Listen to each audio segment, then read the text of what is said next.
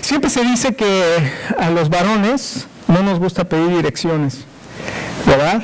Es más, hay una historia muy curiosa que dice que cuando los conquistadores españoles llegaron a México, llegaron a una región donde se conoce como la península de Yucatán. Es la península que da al Caribe, así es que siempre que hablamos con Sammy me recuerda de, sí, no, esos son chéveres los que viven ahí son caribeños, son chéveres. Y dice que los conquistadores llegaron ahí y le preguntaron a un indígena que estaba por ahí, le preguntaron, oiga, a uno de los mayas, porque ahí habitaban los mayas, y le preguntaron, ¿cómo se llama este lugar? Y el maya le contestó, Yucatán. Y uno dice, ¿qué quiere decir Yucatán? Y no le ha pasado que cuando usted va a algún lugar y ahora ya tiene la secretaria, lleva su GPS, ¿no? Entonces es más fácil poner GPS y ya lo llevan, pero en nuestros tiempos, cuando no había GPS, íbamos por las calles y veíamos a una persona y pregúntale, entonces te paras y le preguntas, oiga, ¿cómo llego a tal lugar? Y mucha gente, no sé si a usted le pasó, le decía, no soy de aquí. nunca le tocó que alguien le preguntaba algo y le decía, no soy de aquí. Bueno, se dice que los conquistadores cuando llegaron le preguntaron a este maya, ¿cómo se llama aquí? Él dijo, Yucatán. Dicen que Yucatán quiere decir, no soy de aquí. Entonces le digo, no soy de aquí, a mí no me preguntes. Pero es interesante que a los varones se dice que no nos gusta pedir direcciones y preferimos estar 3 horas perdidos y diciendo, no, aquí ya me parece familiar y aquí como que conozco, y seguimos perdidos en lugar de pararnos y preguntar por direcciones. Pero bueno, dicen que una persona iba en su carro con su esposa, claro, y era un misionero que llegó en Indonesia, y entonces llega y pregunta, oiga, ¿cómo le hago para llegar a tal lugar? Y la persona pues que no hablaba inglés, ¿verdad? Y el misionero que no hablaba, no sé qué idioma habla en Indonesia, le dijo, Kisisime. No sé si existe esa palabra, pero la inventé ahorita. Y entonces le apuntó y le dijo, y yo digo, oye, pero ¿cómo llego? O sea, ¿en dónde tengo que doblar? ¿En algún lado para...? Y él nada más le apuntaba y le decía, aquí sí me... Y él le trataba de, oye, pero ¿cómo llego? O sea, tengo que... Y nada más le apuntaba, ¿no?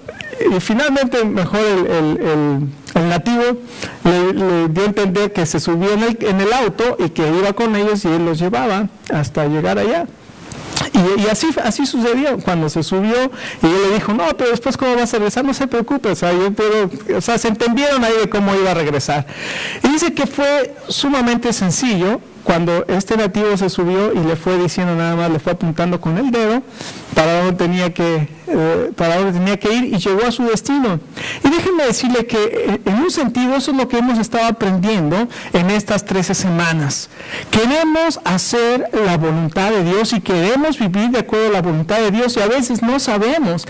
Y el Señor nos quiere dirigir hacia dónde, y hasta que no invitamos al Señor para que Él sea el que nos guíe y Él sea el que nos diga por aquí o por acá o por allá, nosotros vamos a permanecer perdidos en nuestro caminar con el Señor. ¿Y qué le parece? ¿No le parece algo maravilloso que usted puede invitar al piloto de su vida y que el Señor sea el que le va diciendo por dónde tienen que ir? Así es que nosotros necesitamos invitar al Señor Jesucristo para que Él sea el que dirija nuestra vida y Él sea el que nos diga por dónde tenemos que ir. Ahora, lo hemos visto, las primeras semanas fue para nuestra vida personal, pero ahora lo importante es como iglesia también. Dios quiere que nuestra iglesia cumpla su voluntad, y es importante que cada uno de nosotros estemos caminando con el Señor, pero como iglesia unidos también podamos caminar hacia donde el Señor quiere.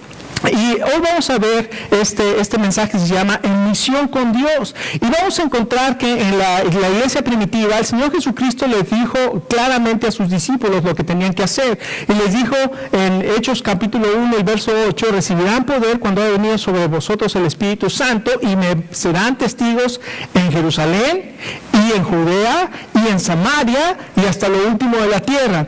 Entonces tenía las instrucciones de ir y predicar y hacer discípulos y testificar en estas zonas, primero en Jerusalén y al mismo, mientras predicaban en Jerusalén, también tenían que predicar en el área de Judea. Entonces no nada más era ahí, sino que también en el área de Judea y después en Samaria, que era la siguiente, y después hasta lo último de la tierra.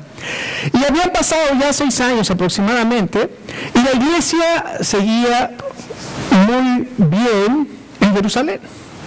No habían ido a ningún otro lado. Entonces Dios tuvo que animarlos, exhortarlos para que salieran a cumplir la misión de la cual el Señor les encomendó. Entonces vamos a ponernos un momento de pie, vamos a leer Hechos capítulo 8 y vamos a ver lo que la palabra de Dios dice acerca de estar en misión con Dios. Hechos capítulo 8 y el capítulo 7 es donde matan a Esteban en Jerusalén. Lo apedrean porque él está dando testimonio y acusa a los judíos y les dice, ustedes adoran al templo, se olvidan del Señor del templo, ustedes les habla de las cosas que ellos habían hecho y habían dado muerte al Señor Jesucristo, y ellos se enojaron tanto que apedrearon a Esteban y lo matan. Y en el capítulo 8, en el verso 1 dice, y Saulo estaba allí aprobando la muerte de Esteban. Este Saulo después vino a ser el apóstol Pablo. Dice, aquel día se desató una gran persecución contra la iglesia en Jerusalén, y todos, excepto los apóstoles, se dispersaron por las regiones de Judea y de Samaria. Verso 4. Los que se habían dispersado predicaban la palabra por donde quiera que iban. Felipe bajó a una ciudad de Samaria y les anunciaba al Mesías. Al oír a Felipe y las señales milagrosas que realizaba, mucha gente se reunía y todos prestaban atención a sus mensajes. De muchos endemoniados los espíritus malignos salían dando alaridos, y un gran número de paralíticos y cojos quedaban sanos, y aquella ciudad se llenó de alegría. Verso 26. Un ángel del Señor le dijo a Felipe, ponte en marcha hacia el sur por el camino del desierto que baja de Jerusalén a Gaza. Felipe emprendió el viaje y resulta que se encontró con un etíope eunuco, alto funcionario encargado de todo el tesoro de la Candace, reina de los etíopes.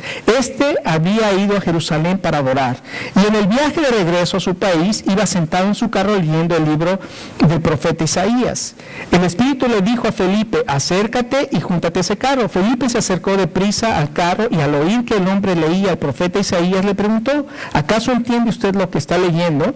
¿Y cómo voy a entender?, contestó, si nadie me lo explica. Así que invitó a Felipe a subir a sentarse con él. Verso 34. Dígame usted, por favor, ¿de quién habla aquí el profeta? ¿De sí mismo o de algún otro?, le preguntó el eunuco a Felipe. Entonces Felipe, comenzando con ese mismo pasaje de la Escritura, le anunció las buenas nuevas acerca de Jesús. Mientras iban por el camino, llegaron a un lugar donde había agua, y dijo el eunuco, mire usted, aquí hay agua, ¿qué impide que yo sea bautizado? Entonces mandó parar el carro y ambos bajaron al agua y Felipe lo bautizó. Cuando subieron del agua, el Espíritu del Señor se llevó de repente a Felipe. El eunuco no volvió a verlo, pero siguió alegre su camino. En cuanto a Felipe, apareció en Azoto y se fue predicando el Evangelio en todos los pueblos hasta que llegó a Cesarea. Vamos a orar. Señor, muchas gracias porque tú nos has dejado este mapa, Señor. Tenemos un mapa y tenemos una brújula y tenemos quien nos dé direcciones para poder hacer tu voluntad. Y Señor, tú nos invitas para que nosotros seamos una iglesia que está en misión contigo. Y Señor, esta mañana queremos pedirte para que tú nos abres nuestros ojos, Señor, y que podamos escuchar y que podamos saber cómo tú quieres, Señor, que nosotros como iglesia podamos hacer tu voluntad y estar en esta misión contigo. Te pedimos, Señor, que tú nos des sabiduría y que tú nos enseñes. Lo pedimos en el nombre de nuestro Señor Jesucristo. Amén. Tomen asiento. Entonces aquí encontramos a esta iglesia en Jerusalén.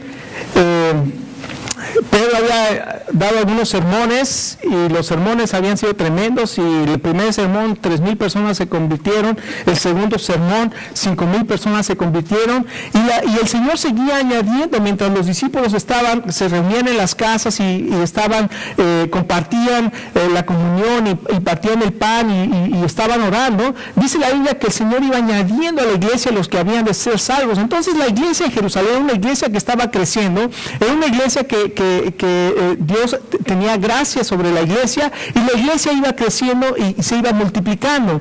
Pero había un problema con la iglesia, que la iglesia estaba... Toda la iglesia estaba en Jerusalén, y lo que dice aquí es que el verso 8, que Dios tuvo que animarlos para que salieran de Jerusalén y fueran a predicar a otras regiones. Ahora, ¿qué fue lo que hizo Dios para mover a su iglesia y que estuviera en misión? ¿Qué fue lo que hizo en el verso 1? A ver, alguien que me diga, ¿qué fue lo que hizo Dios con la iglesia? ¿Y cómo lo hizo? ¿La dispersó a través de qué? De una persecución. Cuando matan a Esteban, comienza una persecución contra los cristianos. Y entonces los cristianos tienen que huir. Y qué tremendo es que Dios tiene que hacer de una manera drástica que la iglesia obedezca. Y entonces cuando salen de Jerusalén a causa de la persecución, entonces comienzan a predicar y entran en Samaria. Ahora recordemos que para los judíos Samaria era una región que era considerada impura, y ellos no se llevaban y no consideraban a los samaritanos como unas personas que fueran dignas de recibir el mensaje, ni mucho menos. Al contrario, siempre los samaritanos, después de la invasión asiria hacia Israel, los llevaron cautivos y se dispersaron, y se perdió ahí en Israel, y sobre todo en Samaria se perdió, se hizo una mezcolanza de razas que los judíos detestaban a los samaritanos. Entonces Dios tiene que hacer esto para mandarlos y llevarlos a esta ciudad de Samaria. Y entonces nos dice el verso 14 que, nos dice el verso 4 que fueron dispersados y comenzaron a predicar la palabra por donde quiera que iban. Y dice que Felipe, ¿se acuerdan de Felipe? Felipe era uno de los diáconos que fueron levantados en la iglesia, fueron reconocidos por la iglesia, y conocemos a Felipe como Felipe el evangelista. Y Felipe dice que bajó a la ciudad de Samaria en el verso 5 y les anunciaba el evangelio. Y algo maravilloso comienza a suceder cuando Felipe está predicando, porque dice que la gente venía a escuchar a Felipe, y las cosas que el Espíritu Santo hacía eran cosas tremendas, porque dice que de muchos que estaban atormentados por demonios o por espíritus salían dando grandes alaridos, y la gente creía. Y dice además un gran número de paralíticos y de cojos eran sanados. Y dice el verso 8, y aquella ciudad se llenó de alegría. Miren, creo que hemos estado callados por mucho tiempo en la Iglesia Bautista de Apex en español. Dios ha traído a mucha gente hispana en esta zona, y no hemos salido y no les hemos dicho, hemos esperado que la gente venga. ¿Qué tiene que hacer el Señor para que su iglesia salga y haga la labor que le ha pedido? Aquí fue drástico lo que el Señor hizo con una persecución, matando a uno de sus siervos, que era Esteban, y con esa ilustración, y después aquellos que mataron a Esteban comenzaron a perseguir a los cristianos, y ellos tuvieron que salir. Y Felipe dice que fue a la ciudad de Samaria y ahí comenzó a predicar. Y aquí vemos en primer lugar esta misión en la ciudad. Y lo impresionante es que después de que Felipe está predicando ahí en Samaria, y que hay un gran avivamiento y que la gente está creyendo, y llegan los oídos de los apóstoles, y los apóstoles ya me los imagino, ¿no? Acuérdense que dice aquí que todos salieron, menos los apóstoles se quedaron en Jerusalén. Y cuando llega esta noticia a oídos de los apóstoles dicen, ¿cómo ves? Mandamos a alguien a Samaria, son samaritanos, estos no son. Sin embargo, ellos habían tenido la experiencia con el Señor Jesucristo cuando fue a la ciudad de Sicar y estuvo ahí en el pozo y encontró a esta mujer, y después se quedaron 2 días y los discípulos vieron cómo el Señor Jesucristo ministró en la ciudad de Sicar, en una ciudad samaritana, y cómo el Señor, muchos de esa ciudad habían creído en el Señor Jesucristo. No podían negarse y decir, ellos no son dignos del Evangelio, al contrario, tenían que ir a Samaria, y entonces mandan a Juan y a Pedro a ver lo que estaba sucediendo en Samaria. Y ahí dice en el verso 14, cuando los apóstoles que estaban en Jerusalén se enteraron de los samaritanos, que los samaritanos habían aceptado la palabra de Dios, les enviaron a Pedro y a Juan, y estos al llegar oraron por ellos para que recibieran el Espíritu Santo. Aquí lo que está sucediendo es algo maravilloso. La iglesia se está expandiendo y ahora entran en este lugar que se llama Samaria, en una de las ciudades de Samaria, o en esta región de Samaria, y los apóstoles llegan y comienzan a orar por ellos, y dice la Biblia que recibían el Espíritu Santo. Y una señal para los apóstoles de que habían recibido el Espíritu Santo, ellos tenían que ver que los samaritanos recibían el Espíritu Santo. Lo mismo pasa con Cornelio, los gentiles, en el capítulo 10. Pedro está hablando y está hablando acerca de la palabra de Dios, cuando de pronto el Espíritu Santo desciende con los que están en casa de Cornelio y comienzan a hablar en otras lenguas, y se dan cuenta que habían recibido el Espíritu Santo. Cuando vienen a dar el reporte, dicen, nosotros estábamos hablando con los gentiles y el Espíritu Santo descendió, y ¿quién éramos nosotros para impedir la obra del Espíritu Santo? Ellos han recibido el Espíritu Santo igualmente que nosotros. Y eso hacía identificaba que las personas habían sido salvas y habían sido llamadas por Dios. Y esto fue lo que sucede en la ciudad de Samaria. Ahora, ¿qué sucedió?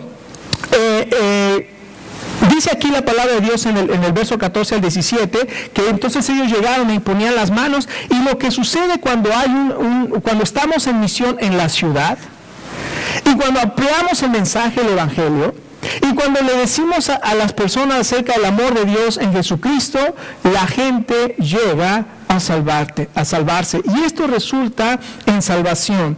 Y esto es importante. Cuando nosotros vemos aquí a Pedro y a Juan imponiendo las manos sobre las personas, esto hay una ilustración maravillosa de lo que era el Antiguo Testamento. En el Antiguo Testamento la gente traía sus sacrificios al sacerdote, y el sacerdote oraba y ponía sus manos sobre el sacrificio, y después sacrificaba a ese animal, y lo que estaba haciendo el sacerdote era simbólicamente traspasar los pecados de la persona al animal, y entonces el animal moría en lugar pagando los pecados de la persona. Y entonces cuando Pedro y Juan llegan y comienzan a imponer las manos, simbólicamente les están diciendo a las personas, sus pecados están siendo traspasados al Cordero de Dios que quita el pecado del mundo, y él ya fue sacrificado por ustedes, y él ya murió, y ahora ustedes tienen perdón de pecados y tienen vida eterna. Y entonces cuando ellos venían y confesaban sus pecados, y Pedro y Juan ponían sus manos sobre ellos, dice la Biblia que venía el Espíritu Santo sobre ellos. Así es que lo que estaba sucediendo era que la gente estaba llegando a la salvación en Jesucristo. El Espíritu Santo se apartó del hombre cuando el hombre pecó. Esta es la realidad del libro de Génesis y de la caída, cuando Dios le dijo al hombre, puedes comer de todos los árboles, pero menos del árbol de la ciencia del bien y el mal. Y el hombre se le ocurrió desobedecer a Dios, obedecer más bien a lo que la serpiente había dicho, y creerle más a la voz de la serpiente que a la voz de Dios. Ellos cayeron y tomaron del fruto que Dios les dijo que no debían de tomar, y en ese momento Dios se separa del hombre. Y es más, algo curioso y tremendo, a mí me habla mucho cuando el Señor dice que los sacó del huerto, los corrió. En otras palabras, Dios corrió a Adán y Eva de su casa. Los sacó de la casa, dijo, no pueden estar en el huerto de Edén, y los sacó de la casa. Y a partir de entonces el Espíritu de Dios fue removido del hombre, y el hombre no podía ya vivir eternamente. Tenía que morir. El pecado entró al mundo por un hombre, y por el pecado la muerte, y así la muerte pasó a todos los hombres por cuanto todos pecaron. Pero aquí hay algo maravilloso. A través de Jesucristo, el Espíritu de Dios, aquel que nos da vida eterna, viene una vez más Al confesar nuestros pecados y al confiar en Jesucristo como nuestro Salvador, el Espíritu de Dios viene sobre la persona y lo hace vivir eternamente en la presencia de Dios. Qué maravilloso es que cuando predicamos el Evangelio, esto resulta en salvación. Podemos estar en misión en la ciudad. Y no solamente resulta en salvación, sino también resulta en motivación. Porque en el verso 25 dice, después de testificar y proclamar la palabra del Señor, Pedro y Juan se pusieron en camino de vuelta a Jerusalén. ¿Y saben qué hicieron esta vez? ¿Qué dice el verso 25 que hicieron ahora que regresaban? ¿Cómo? Y empezaron a predicar. Habían ido a esta ciudad de Samaria, pasaron por muchas ciudades de Samaria y no les dijeron a nadie el mensaje que tenían que decir. Cuando llegan a la ciudad de Samaria, donde estaba Felipe, y comienzan a predicar el Evangelio y ven lo que Dios está haciendo, cuando van de regreso, se meten a todas las ciudades a decirles. ¿Por qué? Porque esto causó ánimo, los animó a hablar la palabra en las demás ciudades de Samaria. Mis hermanos, cuando nosotros en la Iglesia Bautista de Apex en español comencemos a hablar la palabra y cuando Dios nos dé la gracia de poder ver gente que se convierte al Señor, eso nos va a animar a seguir hablando la palabra de Dios y a seguir en misión con el Señor en la ciudad. Pero no solamente cuando estemos nosotros en la ciudad es cuando va a venir esa salvación. Ahora recuerde, esta mañana tal vez el Espíritu Santo nos está hablando a cada uno de nosotros, o te está hablando a ti, tú te das cuenta de que tal vez eres un simpatizante de Cristo, pero no eres un seguidor de Cristo. Tal vez eres un adepto, pero no eres un discípulo.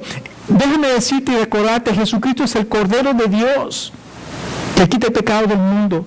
Jesucristo ya murió por nuestros pecados. ¿Qué necesitas hacer? Trae tu vida delante de Él, entrégate a Él, confiésale como tu Salvador. Ve esa imagen otra vez de tú llegar a la cruz, poner tus manos sobre la cruz y todos tus pecados transferirlos a ese sacrificio que Jesucristo ya hizo, y recibe el perdón de pecados y recibe la vida eterna, y pide al Señor Jesús que te salve y que te llene de su Espíritu Santo, y deja que el Espíritu Santo de Dios te llene de su presencia para que te dé fortaleza y te dé poder y te dé visión. Hermanos, necesitamos llenarnos del Espíritu Santo. Es algo que el apóstol Pablo dice, estar llenos del Espíritu Santo, y es una acción continua de estar constantemente siendo llenos del Espíritu Santo, porque el Espíritu Santo es el que nos da poder, el Espíritu Santo es el que nos da la guía, nos da la visión, y es el que hace la obra en nuestras vidas. Es decir, al Señor Jesús, entra en mi vida, guíame tú. Es el Espíritu Santo al que invitamos, y Él es el guía de nuestra vida para decirnos por dónde tenemos que ir. Estamos en misión con Dios. Pero en segundo lugar, no solamente vemos la misión que está en la ciudad, sino también algo curioso sucede aquí en el verso 26. La Biblia dice que un ángel del Señor le dijo a Felipe: ponte en marcha hacia el sur por el camino del desierto que baja de Jerusalén a Gaza. Y esto es algo increíble, porque Felipe está predicando en una ciudad donde la gente está recibiendo al Señor Jesucristo, donde ha habido salvación, y además donde hay cosas maravillosas que están sucediendo, cosas sobrenaturales. Podemos decir que es un gran avivamiento espiritual cuando todas aquellas personas que estaban con demonios, de pronto los demonios, ¿se imagina esa escena? La gente se endemoniada y de repente se pone a gritar ¡ah! Y el espíritu demoníaco sale de las personas, y comienzan a ver gente que estaba poseída y gente que se comportaba extrañamente, de repente estar sanas y completamente restablecidas. Eso es algo maravilloso, y esto es lo que estaba sucediendo en Samaria, cuando el Espíritu Santo le dice a Felipe: Felipe, vete al desierto. Y cualquiera de nosotros podríamos haber dicho: ¿cómo es posible? Si Dios me tiene aquí hay un gran avivamiento, ¿por qué Dios quiere que me vaya al desierto? Recuerde, ¿quién es el que nos guía?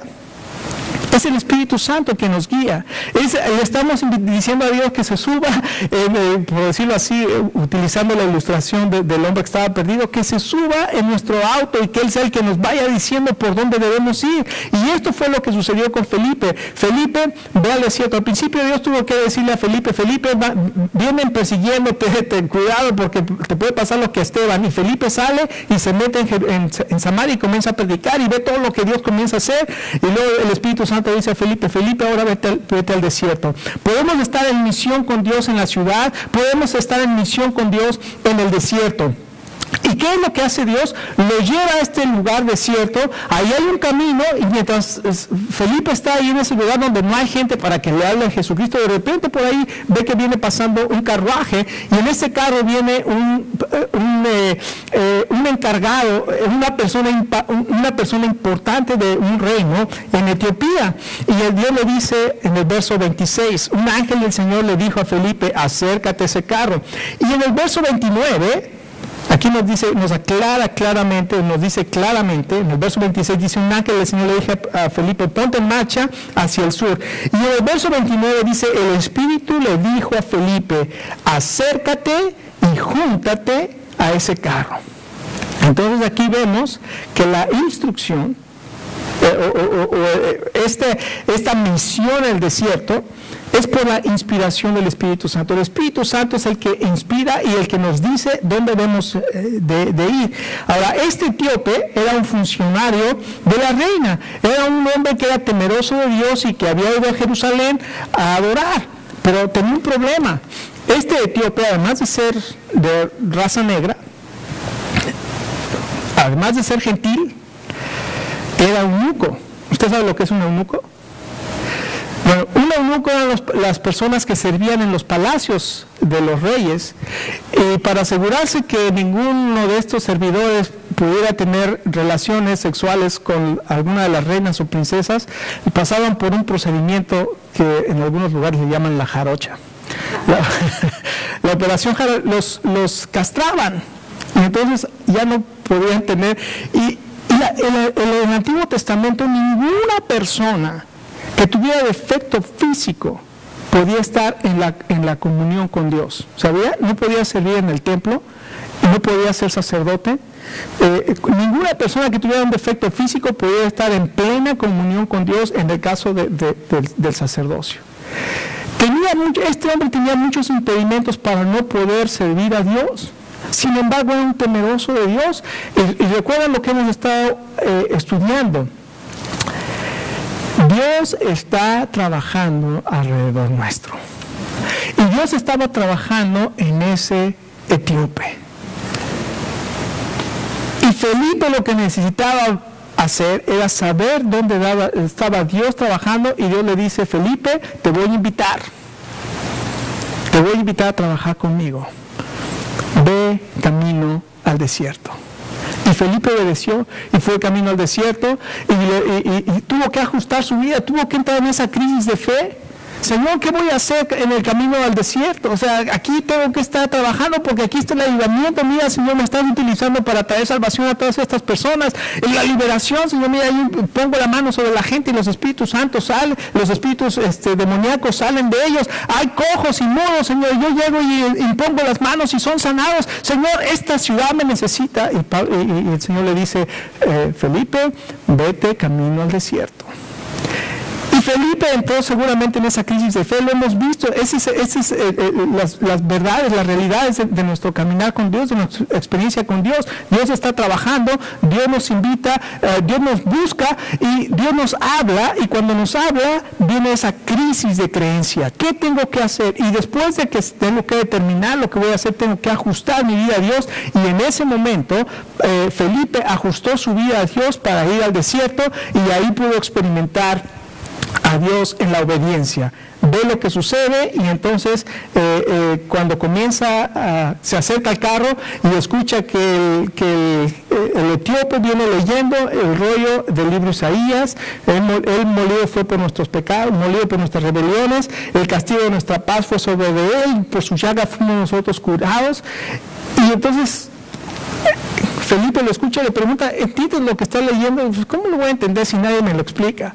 Y entonces lo invita a subirse al carro, y Felipe le comienza a hablar y le comienza a decir, esta escritura de Isaías que escribió hace 700 años, se acaba de cumplir hace unos cuantos años en Jerusalén. Jesucristo vino, el Mesías de Dios vino y murió en una cruz pagando por nuestros pecados. Él sufrió el castigo de nuestra paz, y por su llaga fuimos nosotros. ¿Se imagina lo que estaba escuchando ese etíope cuando de pronto le dice, Felipe, mira, aquí hay agua, ¿qué impide que yo sea bautizado? ¿Qué impide que yo sea bautizado? ¿Que soy negro? ¿Que soy de raza negra? ¿Impide que yo sea gentil? ¿Impide que yo esté eunuco? ¿Qué impide que yo sea bautizado? Y déjeme decirle, las buenas noticias es que son para todas las personas, para todos los que Dios llame. ¿Qué pasa si yo estoy divorciado? Son buenas noticias para ti. ¿Qué pasa si yo he cometido esto? Son buenas noticias para ti. ¿Qué pasa si yo he hecho esto? Son buenas noticias para ti. No importa, Dios quiere que todos vengamos y nos arrepintamos. El pasado puede ser muy grave y lo que hayamos hecho puede ser muy grave, pero cuando venimos a la cruz del Señor Jesucristo, el Señor Jesucristo murió por nuestros pecados, y si tú crees que su sacrificio no es suficiente para pagar por tus pecados, estás blasfemando contra Dios, porque le estás diciendo que tú estás tan mal que ni siquiera la sangre del mismo Dios hecho carne puede limpiar tus pecados. Por eso es importante que podamos llegar y decirle a la gente lo que la sangre de Jesucristo hace por nosotros. Y el etíope dijo, ¿qué impide que yo sea bautizado? Y obviamente no había nada. Si él creía en Jesucristo, dice la Biblia que descendieron ahí y que Felipe le bautizó. Entonces no solamente es por la inspiración del Espíritu Santo, sino también es por la instrucción del Espíritu Santo. Aquí Felipe se acerca porque el Espíritu Santo lo instruye. No solo lo inspira a salir al desierto, sino que lo instruye para ir y hablarle a este hombre, a este etíope. Ahora, cuando el etíope regresa, se imagina lo que comenzó a suceder. Los versos 36 al 40 nos dicen lo que sucede, y aquí vemos que la iglesia puede estar en misión con Dios en el camino. En los versos 36 al 40 dice que mientras iban por el camino, llegaron a un lugar donde había agua, y le dijo el eunuco, mire usted, aquí hay agua, ¿qué impide que yo sea bautizado? En todo momento, todos nosotros necesitamos a Dios en nuestro camino. Dios es el único que puede traer paz y que puede traer gozo a nuestro corazón. Mientras estaba preparando este mensaje y estaba escribiendo esto en la computadora, de la paz y el gozo en nuestro corazón, me atravesó por la mente ese canto que muchas veces canté porque me gustaba este grupo que se llama Rolling Stones, y ¿se acuerdan de esa canción que dice I can get no satisfaction? No puedo tener satisfacción. Y ese es el canto del mundo. El mundo no puede encontrar satisfacción, no puede. Y ese canto dice and I try, and I try, and I try, and I can get no satisfaction. No puedo tener satisfacción, no hay nada que me satisfaga, y trato aquí, y trato allá, y trato allá, y no hay satisfacción en mi vida. Escúcheme, nadie puede tener satisfacción fuera de Cristo, porque Dios nos creó para Él, y hasta que nuestro corazón no está lleno de su presencia, no hay paz, no hay gozo y no hay satisfacción. Y la gente va a querer buscar satisfacción en la borrachera y no la va a tener ahí, en la inmoralidad y no la va a tener ahí, en la pornografía y no la va a poder tener ahí, y no hay nada que pueda satisfacer tu vida. Al contrario, cada vez que tú tratas alguna de estas cosas te hundes más y más y más y más, y cada vez te das cuenta que necesitas más y más y más, y tabaco más, y no te da satisfacción, y drogas y no te da satisfacción, y necesitas cada vez más drogas, y necesitas cada vez es peor, y cada vez te vas a hundir más, hasta que vienes al Señor Jesucristo, que el Señor Jesucristo es el único que puede ofrecerte paz. Él ya murió por tus pecados, y Él te invita a recibir ese perdón de pecados si cada uno de nosotros nos arrepentimos.